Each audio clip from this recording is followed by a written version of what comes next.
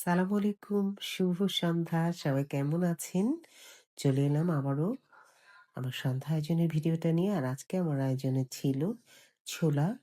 তো এই যে আমি একটা প্যানে তেল গরম করতে দিয়ে দিয়েছি। দিয়ে দিয়েছি ২ টুকরো তেজপাতা, একটা এলাচ দিয়ে দিলাম, পেঁয়াজ কুচি দিয়ে দিচ্ছি, পরিমাণ মতো আদা বাটা, রসুন বাটা, লবণ, হলুদ, মরিচ, সামান্য ধনে গুঁড়ো দিয়ে এই যে কষিয়ে নিচ্ছি। একটু পানি দিয়ে আবারও কষিয়ে নিলাম। এবারে আমি সেদ্ধ করে রাখা আলুটা এর মধ্যে এড করব। এই তো দিয়ে দিলাম। আলুটা দিয়ে একটু কষিয়ে নিচ্ছি।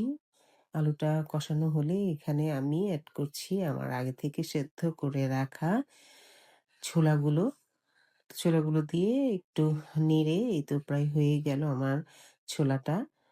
এবারে আমি একটু ধনেপাতা কুচি ছড়িয়ে দিয়েছি। এই ছিল আমার সন্ধ্যার আয়োজন, সাথে চা।